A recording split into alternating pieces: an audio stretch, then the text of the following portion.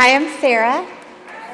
I am a grateful member of the Al-Anon family groups, and I'm so excited to be here, / anxious and nervous. I always seem to get this way, but one of the things that helps is to remember that God knew I was going to come before I even knew. And I really believe that. I believe in this idea of having an attitude of expectancy, which is different than having expectations. Having an attitude of expectancy says, I know that God's going to show up, and I don't have any picture on what it's going to look like. I'm just going to be ready to receive. And so that's how I am. And I've been here since yesterday. I've already received multiple confirmations that this is exactly where I'm supposed to be. And I'm so grateful. I do want to take a moment to thank the committee who have done a great job, and also to thank, actually both Nicole and Danielle have been amazing. I can't even remember which one asked me to come, but you've both been in contact with me and made me feel so welcome and wanted. And just the different familiar faces that I've had, that I get to see again and connect with, it's a lot like coming home, and it feels very safe. Anyways, I am just another Al-Anon member. I am not a spokesperson or the president of Al-Anon, although if that position were there, I would apply. I am just a garden variety. I've been affected by alcoholism. I've worked the 12 steps. I believe in this program with all that I am, and I'm just going to share with you my story. And I love that saying, if you can't be a good example, be a loud warning. So I might be a loud warning. And actually, this morning I went to breakfast with my pants inside out. So I just want you to know that's your speaker this morning.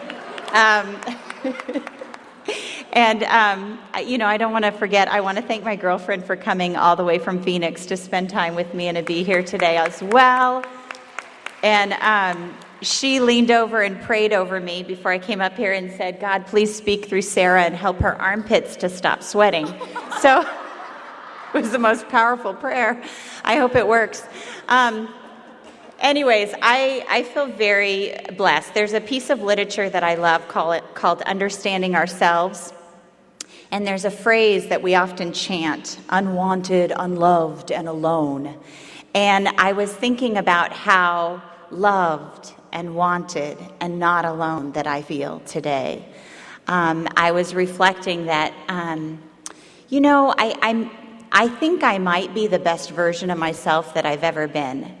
And I may not be in the best place. In fact, I've had a horrific week at work, and I've had one of those weeks where you're like, I just can't go to a conference. I can't. I need to stay and focus on what I'm worried about. If I take my eyes off of it, what if it fixes itself? And when I have that feeling like I can't let go, I know that I must. And I know that I'm supposed to be here this weekend. And I feel overwhelmed with how good my life is. I feel very humbled with how well things are working out. There have been some times where, I just was not sure my story was going to end well. And it is still in the mix, but I'm so grateful to be able to share that with you. I have spent a lot of years in this program telling people about how awful things are and how bad life has been for me. And part of my amends is to say, no, life's actually been pretty good, and God's been with me, and I feel very lucky to have found this program. I had a dear friend in Al-Anon who died recently of cancer, and I was recently reminded of something she said. And she said that cancer gave her more than it took.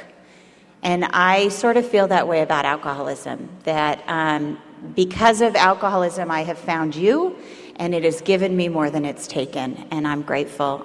So I am a sappy, annoying, grateful person. I'm sorry about that. Sorry, not sorry. Okay, so let me just jump in, and I feel like I have so much to say, and I guess that's a good thing, but I grew up in a family that was affected by alcoholism. I'm going to do my very best to represent the truth. It is my perception. There's 5 kids. I'm the oldest of 5, and we all have different perspectives on what happened in our home, which is fascinating. But I'm just going to give you my truth to the best of my ability. It's really important to me that I tell the truth. It's more important that I'm authentic than impressive. And so that's really kind of my goal. But I grew up in a home where my dad drank, my mom cried, and I screamed. I don't know where this anger came from, but that's what I remember. I was a rager. I was pissed. From day one, I've been pissed off. My parents, I did not respect, both of them, either of them, I guess. They were weak to me. My dad, because he couldn't stop drinking or hold down a job and support us. My mom, because she couldn't stop crying or clean up the house or take care of the kids. And I just was constantly judging them. I'm overcritical. I pretty much feel like I know what's best. And I don't know why I was born arrogant, smug, self-righteous, and dominating. But from the get-go, that is my personality type. I remember being 5 years old, distinctly remember looking my mom up and down and thinking, I'm a better mother than you, at 5. And I bless my mother's heart that she had to deal with that constant scrutiny. But she was trying to raise 5 kids and manage somebody who had a drinking problem and depression. But I was so judgmental of them. My dad is also, or was, a preacher. I have a lot of religious residue, and I've always believed in God, but I've always struggled because the people who follow God and God himself are very different. And so I've learned in the program to take what I like and leave the rest. And today I have a pretty solid faith. Ironically, I returned to the faith of my childhood, but because of the program, I have the freedom to go anywhere and glean what God has for me. But I will tell you, growing up in that home was very confusing. We would go to church, and my dad was a charismatic, evangelical, wild, praying in tongues, laying hands on type speaker. And the entire room would be moved by him. And so there was always this part of me that was like, oh, that's my dad. You know, like I wanted to be proud. Like I never was a daddy's girl. But there was a part of me that wanted to be like, yeah. But most of the time,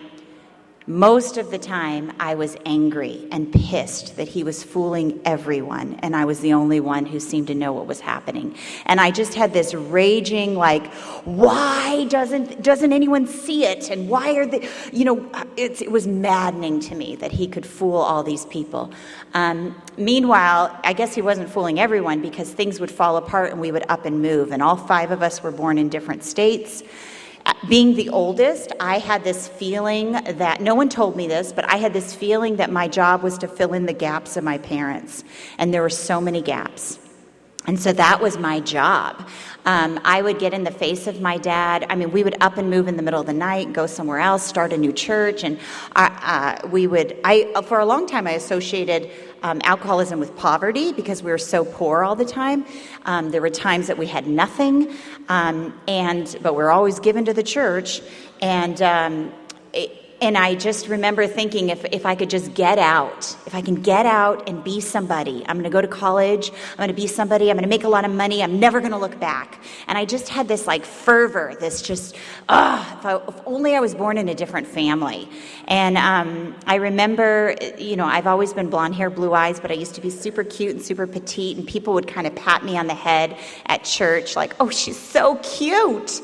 And I just wanted to be like, wah! Like I felt like this really black, ugly monster was inside of me. But at the same time, on the outside, I just had it all put together. Just like my dad. We are like so good at facades. And we always look good on the outside. To this day, I can look my best when I'm at my worst, which is really why it's so important for me to have a group of people around me, a home group, my tribe, my Al-Anon sisters, a sponsor, people who know me, so that they know that when I'm speaking the rhetoric and dying on the inside, because I will fall apart right in front of you and look great going down.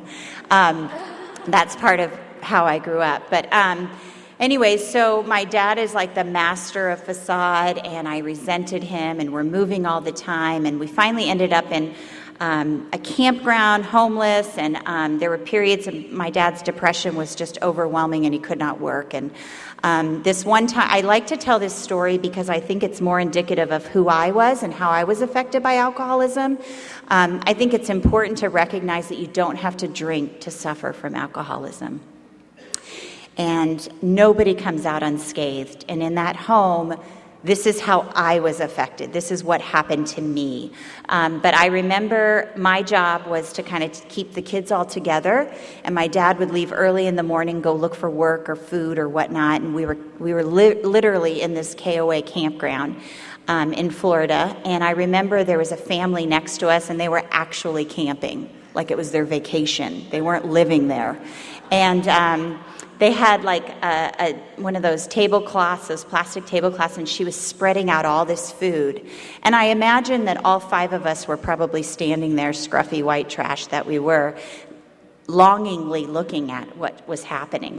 And I don't know if it was so much about the food. I'm sure we were hungry, but it was more about the family. I always wanted that. I always wanted that family. But the mother and I locked eyes.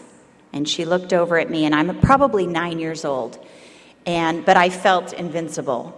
And I remember she looked at me, and the truth washed over her, and she realized we were like the real deal. And she gathered the tablecloth of food and scooted her kids into the tent, to get away from us. And I remember I just stood a little taller, and I stared her down, don't you feel sorry for me? Don't you underestimate me. You don't know who I am. And I just kind of puffed up. Even right now, the hair is standing up on the back of my neck. And every time I tell this story, it does. Don't you dare underestimate me. And I just had this superiority, this anger, this fervor that I will fight. I will prove myself. I will get out. You watch me. And I don't know where that came from, but my anger was my energy. And the way people pop vitamins, I popped resentments. And when I did my first 4th step, I had over 100 resentments. And my sponsor said, wow, you have some kind of ego to be just walking around. Everybody's pissing you off. And that's really how I was. And I remember everything. And so I had this giant chip on my shoulders. The world owed me. I felt cheated. I'm going to go for it. I'm going to be somebody. I'm going to get out. Just this anger. And that's how I was affected. I was super jaded, super twisted, super tweaked. By the time I was 14, my mom had sat us down. We had moved all over. We ended up coming to California in one suitcase, living with my grandma. She sat us down and she's like, I think your dad is an alcoholic. And it was the first time I heard that word. And honestly, my thought was one more name to call him, whatever. I had no respect for my dad. I got in his face all the time, more than my mother. I don't even know if my mother did. I took that role.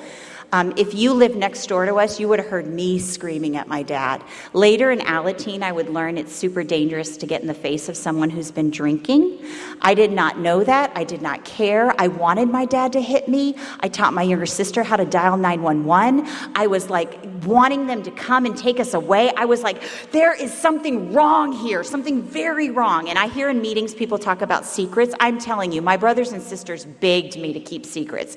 There were no family secrets. I was telling everybody everything by the time I was 14. I was freaking out. I was my mom would say, why do you see everything black? No matter what it is, you make it worse. And later, when I did my step work, my sponsor shared with me, for every character defect, there's an asset. And my ability to blow things up, to make things worse, works on the positive too. So now I get a little bit of good in my life, I can blow it up, and I am full of gratitude, full of enthusiasm, full of life. In fact, my anger flipped over is enthusiasm. It is my energy. Nothing is wasted in God's economy. But that's the magic of the steps, right? You get transformed. I feel like alcoholism took me off of a track that I was on to being the woman that God created me to be. And recovery has simply put me back on that track. That's what restoration looks like for me. I'm becoming somebody that I actually like, I want to be. I'm not living the life I wanted, but I'm becoming who I want to be, if that makes sense. But anyways, back then, things were crazy. And I have to speed it up just to tell you that basically I went to my first Alateen meeting when I was 14, and that was April 30th, 1987. I have not stopped going to meetings, so I've been in program for 30 years, longer than I was in the disease. And all I can say about that is today, this is so much a part of who I am. And my biggest issues typically are, you should be better than this. You know, that voice that says, you've had a program for this long. Why are you still suffering? Why are you still affected by alcoholism? Why are you still acting out your character defects? And all I can tell you is welcome to humanity. That's all I got. I've been trying on a daily basis for 30 years to do it different. And I'm grateful for the time here. I'm grateful for the life you've given me. But I will back up and say, my first Alateen meeting, I walked in the room, and we were late because we were always late. I knew exactly what I was wearing because I used to journal and write down what I wore every single day because I was obsessed with people knowing that we were poor. I didn't want to repeat outfits, you know. So my physical and outward appearance was so important to me. And so I was wearing this light peach and green pastel striped shirt with a peach mini skirt and peach Converse high tops. I was super cute. And it was, 1987. So just darling. And also, wearing pastels, you look more pure, right? So I have this awful, ugly feeling inside, but on the outside, I'm super cute and pure and good. And my identity in being good, I just have to talk about that for a minute. I still have that identity. I want to be so right. I want to be righter than right. My sponsor once said, the way that you're right is wrong, because I'm so right. And my identity was in being the best, being a superstar, over and above, overachiever, super responsible, better than you, just constantly striving, achieving, going, self-sufficiency is my thing. So I was a goody two-shoes, class president, homecoming princess, walked in the rooms of Alateen. And it was like, somebody asked me if I wanted to sit on the smoking side of the room or the non-smoking, which is like, do you want the peeing side of the pool or the non-peeing side of the pool, right? So I walked in and I was super like, and I remember there was a guy there and he was missing his front tooth and he had a big black leather jacket and a mohawk and earrings up the ear, and he just looked so bad and mean, and he leaned back in his metal chair dangerously low, and I was like, he said hi to me. I got chills all over. I was like, oh my gosh, this guy looks as bad as I feel. I mean, it was magic. And then people started sharing, and they were sharing about their raw feelings. I don't know if you've ever been to an Alateen meeting, but I encourage you to go because there's no filter. They tell it like it is. And it was the first place in my life where I felt, oh my gosh, I'm not the only crazy person. Like, these people are talking about what's happening in my home. And it was magic. It was like, I love the analogy, a spaceship landed and all my people got off. I was like, and I still feel that way. My favorite place to be is in a meeting. I love being in meetings. I feel safe here. I can mess up and people love you more. I can do whatever I want, and people continue to encourage me to keep coming back. I mean, it's just amazing. I go out there and open my mouth and I get that blank stare. I get that, I don't like being the sickest person in the room. But here, I'm never the sickest person in the room. So I love that. Anyways, so Alateen was incredible. So I kept coming back. I've always known that this was my place. I know people struggle and say, I don't know if it's for me. And I don't get it. I've always known. I need this. I want this. My soul craves this truth. And so I kept coming back, and one of the first things I learned in Alateen was you cannot make an alcoholic stop drinking. It's like telling someone with pneumonia to stop coughing. And I remember doing the math, right? Like the little strategic mind that I have. Well, if my dad never stops drinking, he'll never get a job, he'll never be able to stay in the same home, we'll never live in the same neighborhood, I won't be able to go to the same school, keep the same friends, become class president, become first woman president. Like my plan is totally going to be awry. So in my mind, it was get away from the alcoholic. That was the best I could do. Get as far away from the alcoholic as possible, and then I will be able to succeed and move on. I did not run it by a sponsor. Of course, I didn't have a sponsor. I didn't talk about it in my meetings. In fact, I don't think I shared for the first year that I went to Alateen. And it wasn't because I didn't identify, and it wasn't because I didn't want to, and it certainly wasn't because I'm not a talker. I very much am. It was because it was so amazing. I didn't want to mess it up. I remember just kind of like every time I was there, I just felt like I was like, this is so amazing. And I just didn't want to mess it up. I did hear there, they had a little daily reader. We didn't have the money for it. I just stole it. And to me, it made sense because it would be worse to not have the book than to not have the money for the book. I don't know. It's crazy. I've since made amends by purchasing that book for lots of different Alateens.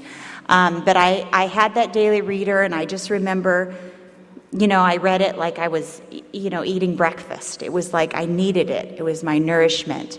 But shortly after that, I made the decision I have to get away from my dad. And through a series of events, a bunch of things happened that I'm not going to go into.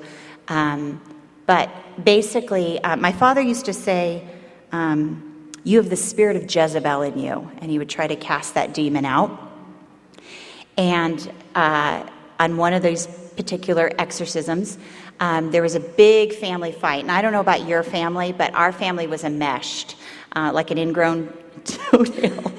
Like so bad. Like one person felt something, everybody was feeling it. So the whole family's in a fight. Like nobody, there's no like so-and-so and so-and-so are fighting. It's like everybody's fighting.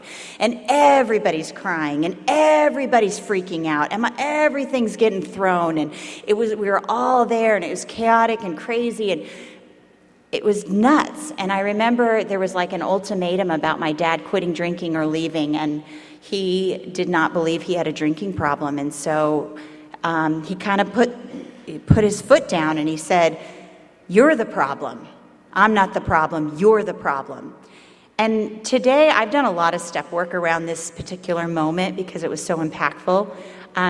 Today, I look back and I see that I've literally gone through what was everybody in my family doing in the room on this particular day. And I can recognize that everyone was hurting. Everyone was doing the best they can.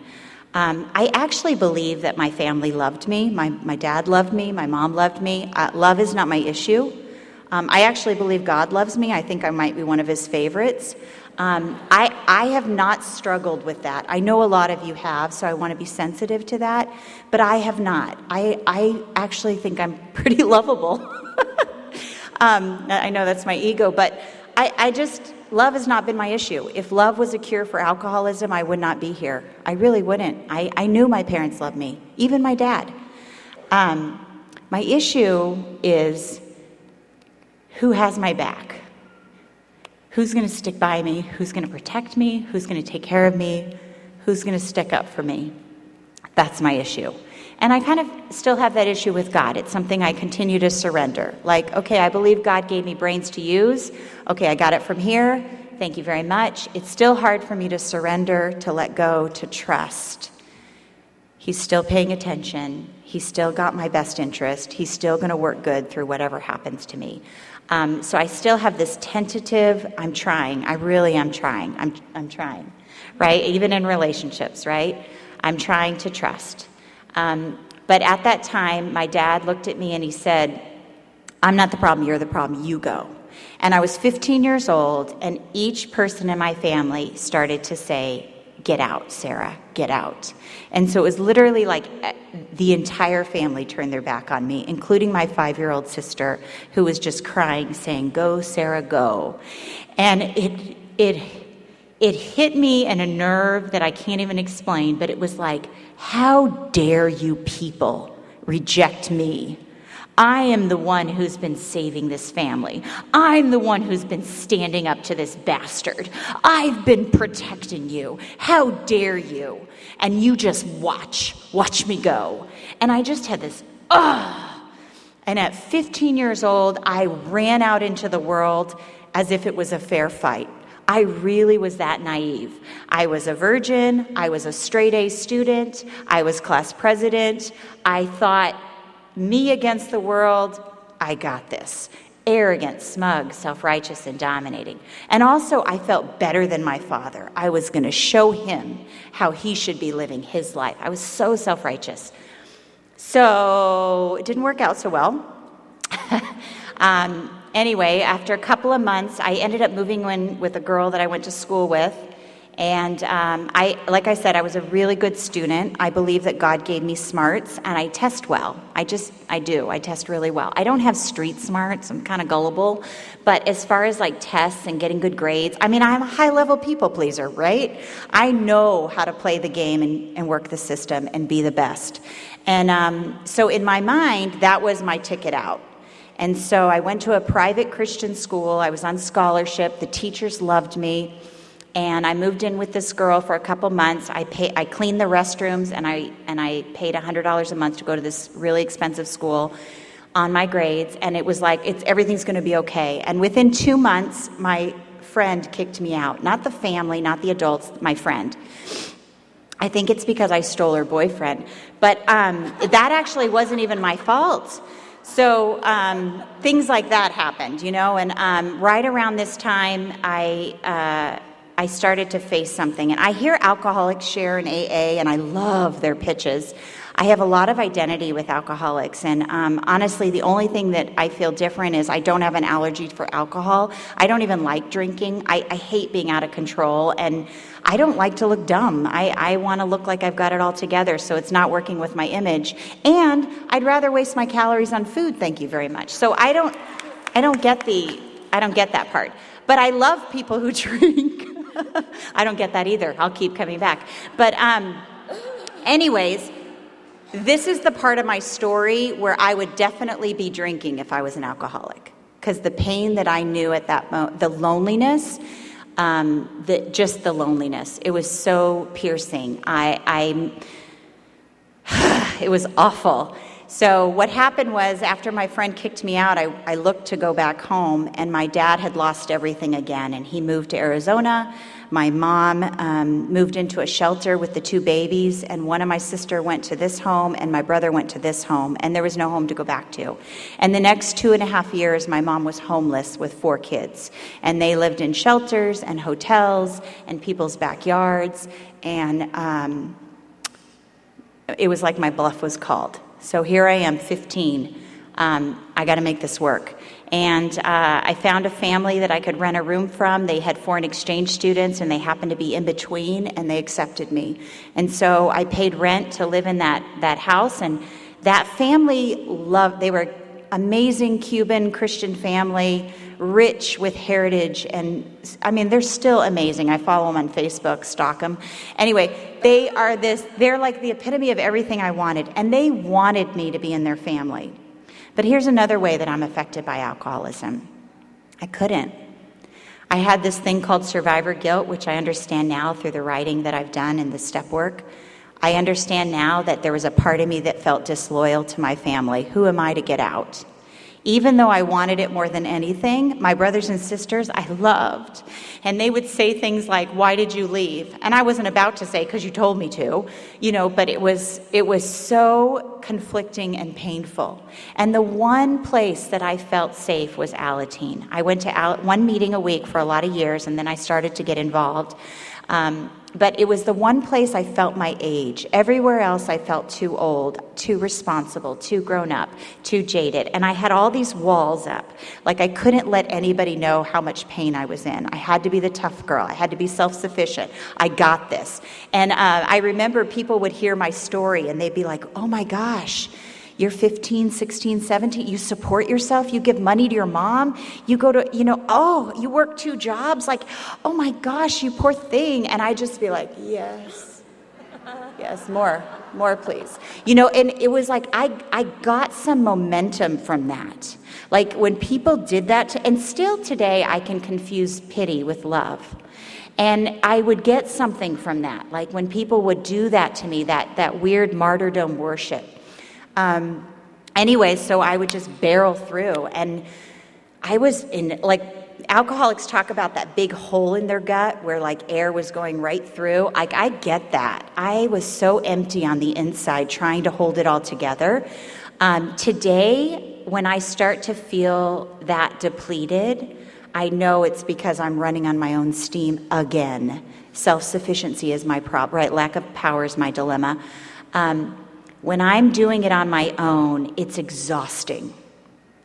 I like the example of the difference between my power and my higher power is, a battery versus plugging into the source of the electricity, right? So the battery always runs dry, and the electricity is a constant current.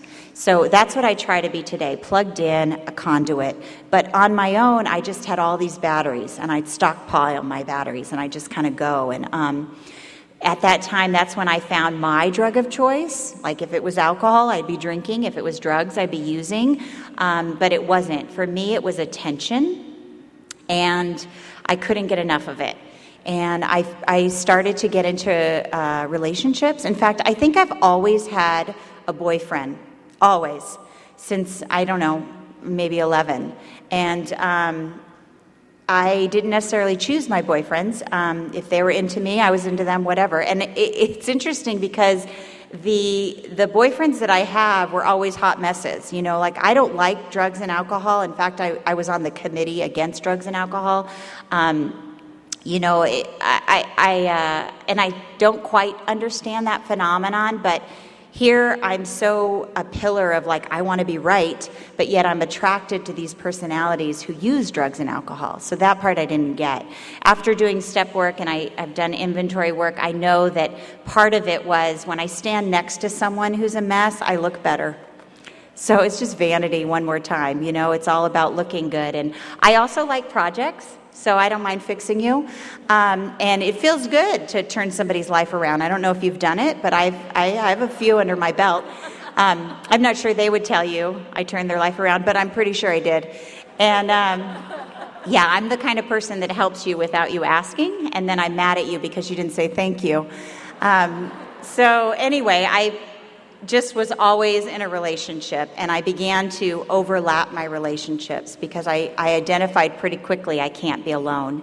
It was like it was took my edge off, right? I had to be in a relationship, and so I'm overlapping, and I know some people call it cheating, but I call it overlapping. It's just efficient, and I am all about efficiency. So it's just a better way. So one relationship's going south, I start another one, and what ended up happening is I found myself pregnant, and I didn't know who the father was. I'm so grateful for my Alateen friends. The guys in the meeting all got shirts that said, "Not the father." They supported me no matter what. I remember my best girlfriend, I said, I'm just going to move back east and have this baby and put it up for adoption and come back like nothing happened. And she was like, "Yeah, you're not doing that. That's called the geographic. That's what your dad did. You're going to sit right here. You're going to share every week. Together we could make it." And, that's how Alateens do teen pregnancy. And so here I am, voted most likely to succeed with a baby in my belly, and I don't know who the father is, and I hit a bottom. And for me, by the way, you don't have to get pregnant to hit a bottom, but just so you know.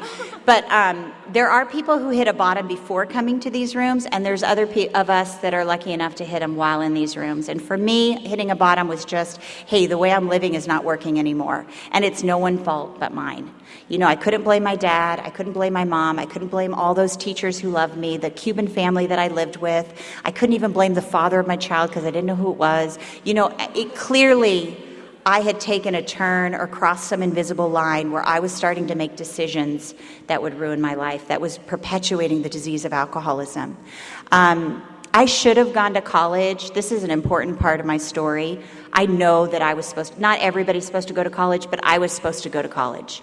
And I had an opportunity. I had a grandfather who had said, "Hey, you fill out the applications, I'll pay the fee." And it's like $50 a college application. And I had 7 schools, and I didn't send one application. Looking back as an adult, I probably could have gone to any school I wanted to. I had great SAT scores, excellent grades. I left home at 15. Come on, imagine the scholarships, right? And I didn't send one. And when I did my fear inventory with my sponsor, I remember telling her, oh gosh, I have a fear of failure.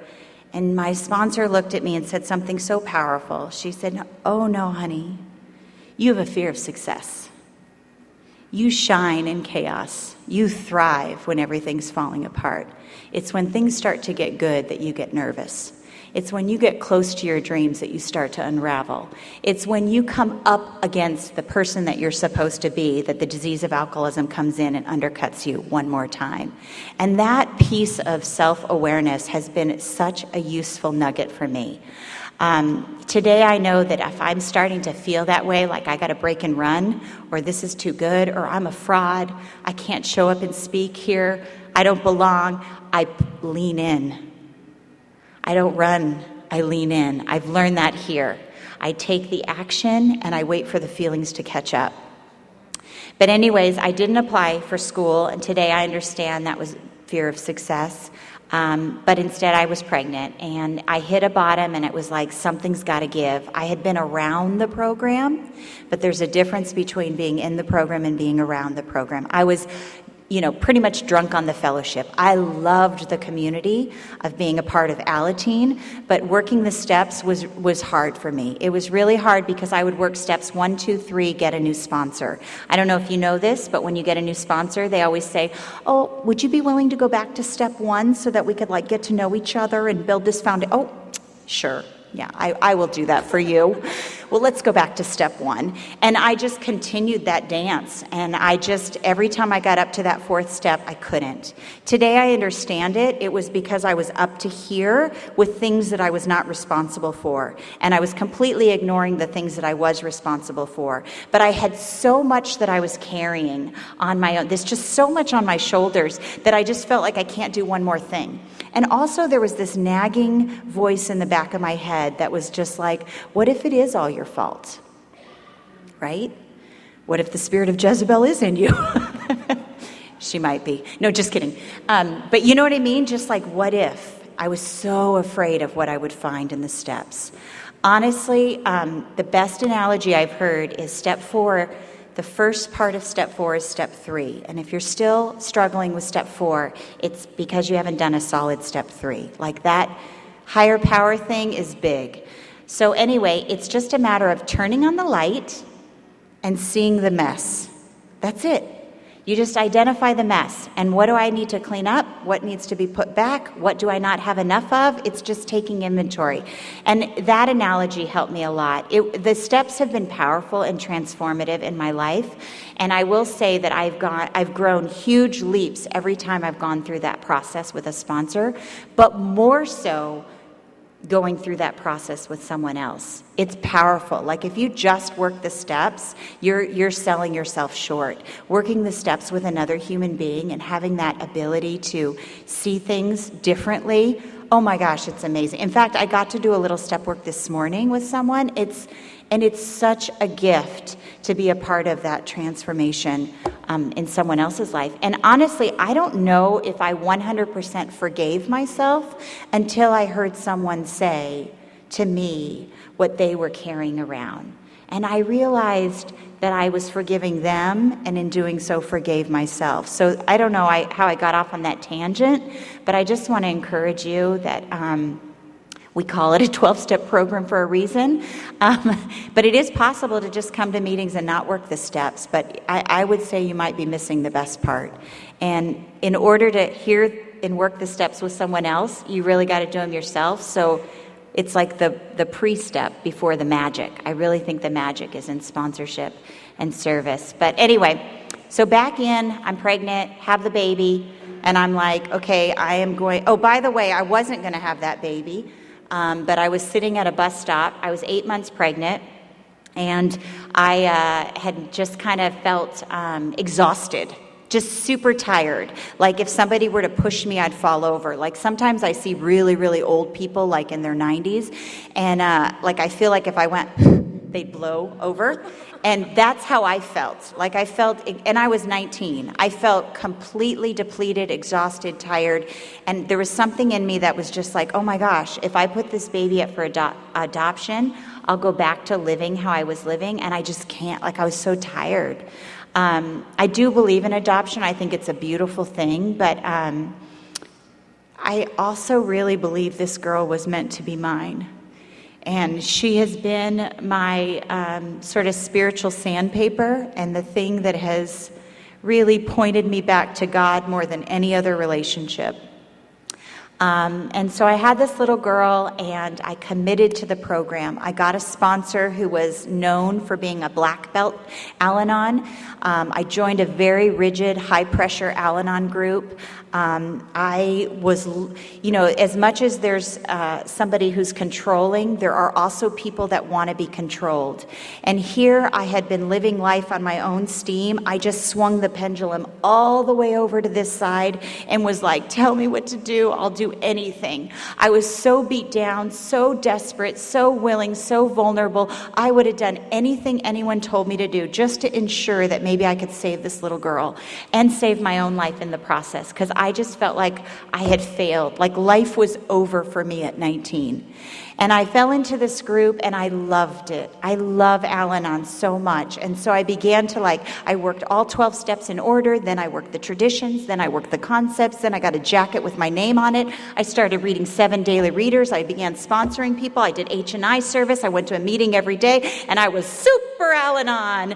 And I just had this sense that alcoholism can never get me again. And I didn't realize that same spirit of self-sufficiency had seeped back in. You see, I wasn't really powerless. If I can work a good enough program, I can beat this thing. And so I was going to be the best Al-Anon I could be. And it was about my daughter. It was really about saving her from this disease. And shortly after I'd been in this group, it was a very dogmatic group, and so there was an Al-Anon group and there was an AA group, and they sort of pushed people together. And there was a sober alcoholic who asked me for my phone number, and I watched him write my name and number in his big book. I mean, that's a sign. I'm just saying. And I remember I was like, oh, I've since heard destined or doomed, but at that time, I was like, oh, this is it. I've arrived. So this guy was 2 years sober. I had been with sober alcoholics before in Alateen, but no, oh my gosh, 30 days was the most, right? They're so shiny. And but anyways, at 2 years sober, I was like, man, this guy is so sober. And it was, he loved the program of AA as much as I loved Al-Anon, and we just fell into sync. To trudge the road of happy destiny. I got engaged at the coffee break of an AA meeting. It's so romantic. And at our wedding, our sponsors were our maid of honor and best man, and our wedding cake was the Alcoholics Anonymous Big Book and the Al-Anon Family Group's Big Book, and the books were like intertwined kissing. So sweet. And I walked down the aisle, and my daughter walked down the aisle. She wore a matching dress, and I always say it was more important that my daughter got a sober father that day than me getting a sober husband, because it's what I always wanted.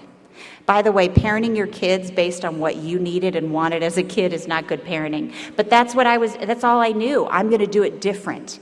And so here I gave her a sober dad, and he adopted her, and we started off our little life. And I remember in preschool, my daughter said things. She announced to the whole preschool, "I'm a winner because I'm sober." And I just was like, the funny things kids say. And, she had a knack for picking out newcomers in meetings, and she'd run up to this one guy. His name was Con John, and he was tattooed all the way on his eyelids and everything. And she just ran and hugged him and said, "Welcome home." And, she was like a little AA baby. And I thought, okay, what a good mom I am. I'm raising her in the program. And we went to, it was glorious. We were that happy couple. And my ex-husband, I now call him my husband, but when he was just shy of 9 years sober, he drank.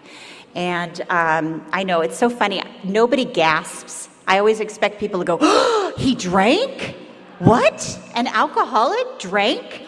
But I was shocked. It was like a grenade went off in my home. I was like, what the heck? We took vows. I'm pretty sure I said you got to stay sober the rest of your life. Like, what?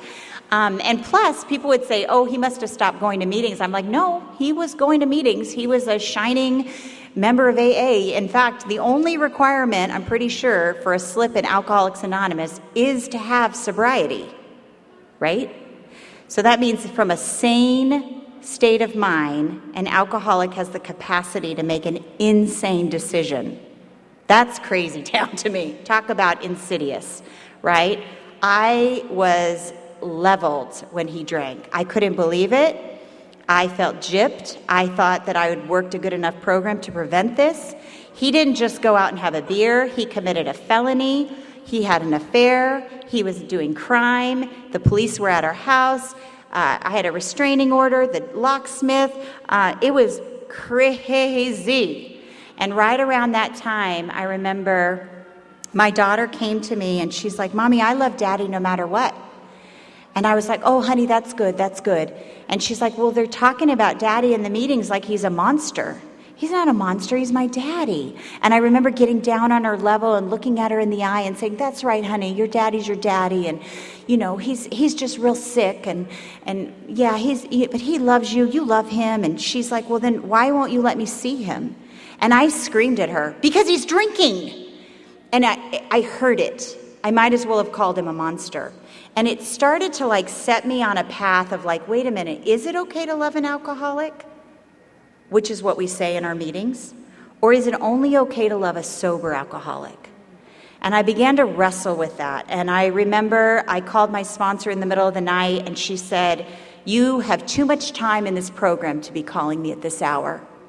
And I share that with you not because I want to be disrespectful to sponsorship, but I share that with you because she was wrong. I don't believe that alcoholism sleeps. I don't believe that you have too much time to be doing anything. Like, we have one day at a time.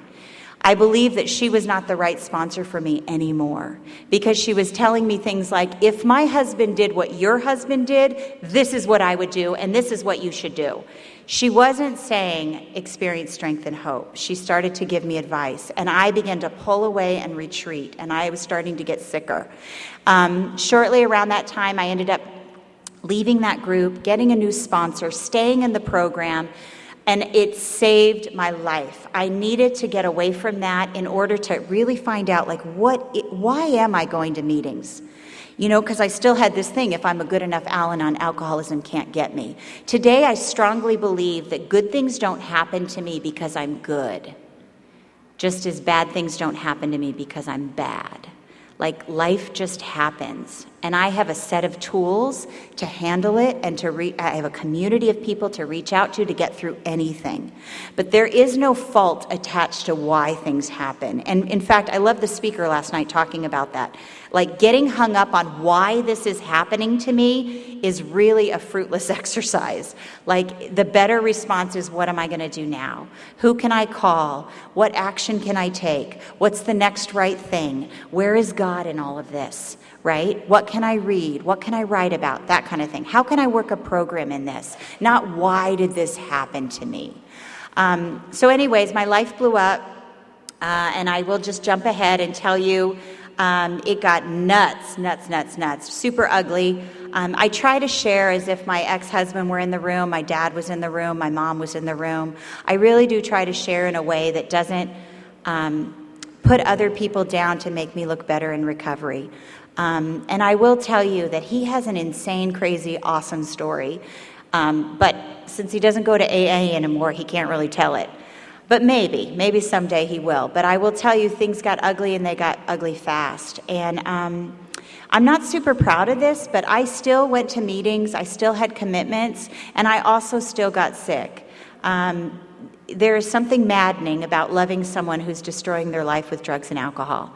And I remember trying to find the off switch, the on and off switch for loving him. I was ashamed of myself for still loving this man, still being so soul-tied to him, obsessively connected. And I remember watching him slam speed to just shock myself out of it. Like maybe incomprehensible demoralization would make me walk away. And the things that he was doing were despicable and against every moral code that I had. And yet I still couldn't walk away from him. That obsession is real. It is powerful. It's why I keep coming back. I'm grateful that obsession has been lifted. But back then I was very tied to it. I remember my little girl, the hardest part, there's a book that we have called Transforming Our Losses. And there's a chapter about grieving the childhood you weren't able to give to your kids. And that hit me hard. I never wanted her to be raised in active alcoholism, and yet here we were. I wanted to protect her, and I thought that I was doing just that. What's painful for me to realize now, after doing the work that I've done and making amends to her and continuing to make amends to her, is that I know I damaged her as much as the alcoholic did. There's a story that I tell, which I don't really like, but she loves the story, and she always asks me if I tell it. But I was walking through a bookstore, and it was during this insane, crazy time, and I saw a book that said, "Potatoes, Not Prozac." And so I read the back of it. I'm super smart. I don't know if I told you. And I don't need to read the whole thing. I just got the gist of it. I'm a big picture type of person. And the gist of it is the potatoes increase your serotonin, which helps you level out and deal with life. And it's better than being on drugs, which I didn't want to be on because my ex-husband's on drugs and I got to be better than him. And so I baked all these potatoes and I told my little girl, Mommy's not going to cry anymore. And I'm crazy. And so she's on board, and I'm all about a program, right? I'm a joiner. I like programs. I like formulas. I like things black and white. I want to tell me what to do, and I will get better. And so every night before bed, an hour before bed, no sour cream or butter, just baked potato, eating the potato, or she's eating the potato. We're both eating the potatoes together. And pretty soon she got sick of it, but I kept doing it. I'm a rule follower. I kept eating my potato. And one night we were driving through traffic, and I was in my van, and the dog was in the back bouncing around, and she was next to me, and I was smoking, and I was crying and snot and cussing at people. I was late. I'm leading the meeting. And so, and I'm just this hot mess, smoking, cussing. And I look over at my little girl, who's just so precious, and she had she's probably 8, and she had these tears coming down her face. And she goes, Mommy, I do not think the potatoes are working. So, I don't know why she loves that story, but I think for me, it's important to tell it because it reminds me I got sick too. Even going to meetings, I was doing the best I can, and there's no shortcuts through pain. The fastest way through it is through it. And I am so grateful that I had gotten a new sponsor by this time, and she was telling me things like, Sarah, I'm so glad you called. Like, I don't know why she was happy to hear from me. Like, I try to remember that when I see people call me, and I'm like, ugh. And then I'm like, I'm so glad you called. Because that was what was given to me. When you are loved on, when you feel the most unlovable, like magic happens. When people welcome you in, when you feel like no one should be around you, it's so healing. And my sponsor told me, it's not so much important that you do what I think you should do as that you just keep sharing with me what's going on. Like it's in the secrets that we get sick. It's in the isolation that you go to self-sufficiency, and you are not in this alone. Keep sharing. Just keep sharing. Just keep sharing. That was like our little joke. Anyway, so I did that. I kept coming back. Right around that time, we ended up getting a divorce. And I remember hearing that some marriages just don't make it. Like, there's no more writing to do. There's no more amends to make. It's just some marriages don't make it. Like, let go or be dragged. And it was painful. And I remember people around me were like, oh, are you going to start dating? And I was like, what? I felt like a raw nerve. Like, no. Like, I am a hot mess. Like, what? And someone else said, are you going to go back to school? And everything in me lit up. I don't know who said that to me, but I'm so grateful for that person who heard God's nudge and said it out loud. I had been taking commitments in the program. I had been, doing one meeting at a time, one day at a time, one step at a time. I knew how to keep a commitment. And so for me, going back to school as an adult, as a working single mom, was not impossible because I just did it one class at a time. And it took me several years, but I share it with you because some dreams do get restored. Some things do get put back. And I was supposed to go to school. So I have a business degree, which I'm super proud of. It's enabled me to do things in my career that I couldn't have done otherwise. And I know that that was a gift from God because I was willing to show up and do the deal. And then I just applied it in other areas of my life. This program works, and it works good. Anyways, right around that time of getting my degree, my ex-husband was very involved in our lives, and of course everybody thought he was so great. He got sober again, he's back in AA, all these AA girls love him, they're benefiting from the work I did, whatever.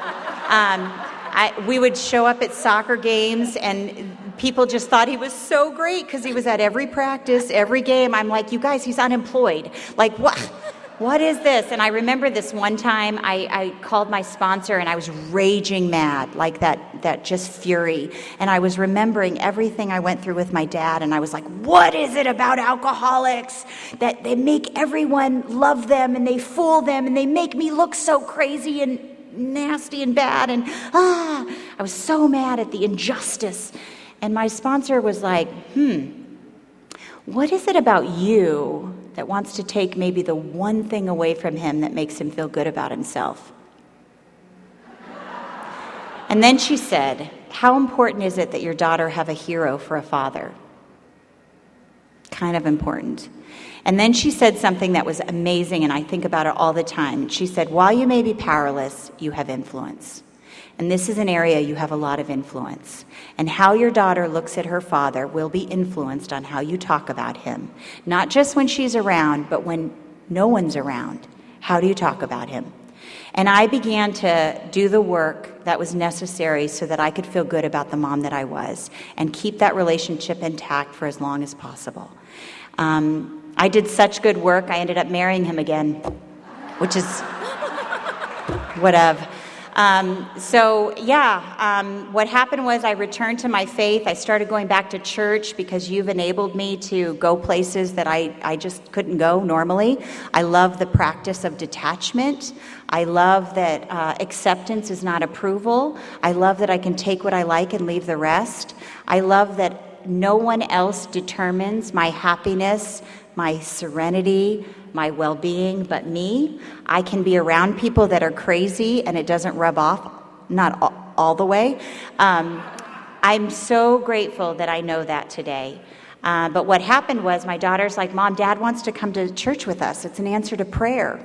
I'm like, I was not praying that. But so when I'm a preacher's kid, so we start going to church together, we're sleeping together, and we ended up getting married, and we had a baby pretty quick after that, and then when my son was 7 months old, the grenade went off again, and it blew up, and it turns out my husband has a similar deal with me, and he gets nervous when things get good too. And while he was sober, some other stuff came up. And, I believe that AA is miraculous and the disease of alcoholism is insidious, but there are sometimes outside issues that require outside help. And for whatever reason, things got ugly, and they got ugly fast. And I have this thing now that I've been developing, and that's a gut, conscious contact with God, an intuition, whatever. And I remember telling my sponsor, he's lying, and I don't know about what. And I've learned here, when you have something important to say, you say it in 10 words or less, and you say what you mean, and you don't say it mean. And I honestly simply said, you're lying, I don't know about what, but I think you need to leave until we figure it out. He left. And that was a red flag. Like, what, you're not going to fight about it? Like, what? You got nothing to say? And he just left. And the next 8 months were grueling. And I was in a place where I have a baby and I have a teenager, and I was scared out of my mind. And what I can tell you about that time is that God showed up. I remember my sponsor talked to me about emotional prudence. She said, not everyone needs to know every detail. Those kids are your number one Al-Anon responsibilities right now, and they deserve to have a home that is safe. And alcoholism is taking one of their parents, don't let them take the other. And I remember noticing, like kind of having an out-of-body experience, like there's chaos all around me, but I'm not going to contribute to it. I am not going to throw in, like I always make things worse. I'm just going to see what God does. I was scared out of my mind, you guys. I did not want this path. This is not what I wanted, to be a single mom with 2 kids now. Are you kidding me? I just went through this whole thing of convincing everybody at my work and my family and my friends that this guy is restored and he's better. And, I'm going to walk right into the fire again because I'm trusting God, not him, and blah, blah, blah. And now I have to egg on my face like I was wrong. It was awful. And all I know is that that's when people started asking me to share.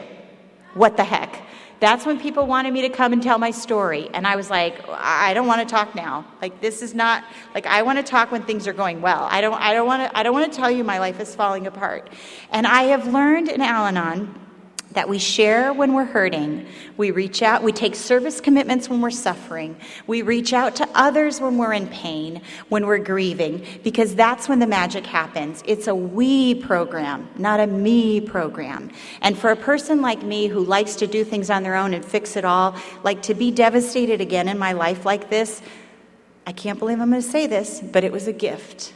It was a gift because it was like one more time I was like, I can't do this. God, I don't know. I just put my hands up and I was in full surrender. Somebody shared with me that, hey, if you break your foot, you put your foot in a cast, right? You go to the doctor, you trust the doctor, you put your foot in a cast. And at that time, my heart was so broken.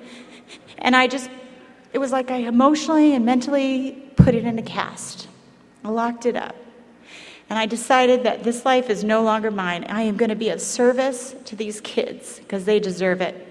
I made a commitment to co-parent with somebody that I wish I never had to see again. But I decided that this is what God wants. I'm going to press in. I'm going to lean in. And I began to lean in. And honestly, there were some really rough days, really hard times. I remember my favorite place to cry is the shower. It's efficient. And I remember my daughter would be banging on the shower. I can hear you crying in there. And I would just be like, oh, like there's no safe place. I had people show up at my house and they would say things like, you're not sharing in meetings, what's going on? It was a tough time. Meanwhile, I began to slowly practice emotional prudence. I had a safe circle of friends, just keep putting one foot in the other. I made a commitment to be single and get my kids through it. And so I ended up, I'm all in kind of person, so I usually overdo everything. But so I made a commitment to do this, and it was probably a good idea, but it ended up being a decade. So I was single and celibate for 10 years, and towards the end of that 10 years, my daughter's, the way that she's been affected by alcoholism started to show up. And what I can share with you is that she suffers from depression, and it's painful because I'm naturally a happy person. I'm like, no matter what, I wake up, I want to enjoy my life. And no matter what. And to have a kid who can't get out of bed, who doesn't want to live, it leveled me. And the powerlessness that I felt around her depression has been very similar to the powerlessness I felt around her dad's alcoholism. And it was hard. And I did everything I could to cheer her up and want her to live. And, she has a journey and a story too. She went to Alateen for a little bit and stopped going. And, again, she has an amazing story if she would only come to meetings and then she could tell you. But it's her story to tell. I have learned here to say things like, I believe in you, I love you no matter what, I know you'll make the right decision for you. Just as no one else can give me happiness, serenity, security, I can't give it to anyone else either, even my kids. That's been tough. She's getting ready to turn 26. She's coming off of my insurance. She lives in San Francisco. She just graduated from hair school, which I'm really excited about. and proud of her, and she's going through that fun life stage of you effed up my life. And it's hard. It's really hard. And what I know about this relationship is I'm not giving up. I know that, hurt people hurt people. My sponsor has given me amazing tools. I know you guys all know about detachment, but detachment really works. And I learned to bookend situations. Like if I'm going to spend time with her or talk to her, I bookend it with Al-Anon conversations to help me. I know that today I cannot fix my kid, and that is super hard to say out loud. But a couple years ago, I was at a women's retreat. It was really powerful, and I had an epiphany. And my epiphany was I was holding back on my own life because I was waiting for her to be okay. Once she was okay, then I was going to give myself permission to be happy. And there was a part of me, that survivor guilt, that just felt like it's not natural for me to move on with my life until I know she's all right. And I had this epiphany that maybe the greater act of faith is to take my eyes off of her and let her story unravel as it could and put my eyes where they belong, which is on my own life, and to practice self-care and to move in the direction of my heart's happiness. That was so hard. I felt disloyal. I felt like a terrible mom. I felt like a fraud, selfish, self-centered. It was really tough. And at the same time, doors began to open for me. And I ended up falling in love with a woman. I wasn't expecting that. But the bigger shocker is that she's not an alcoholic. I wasn't expecting that.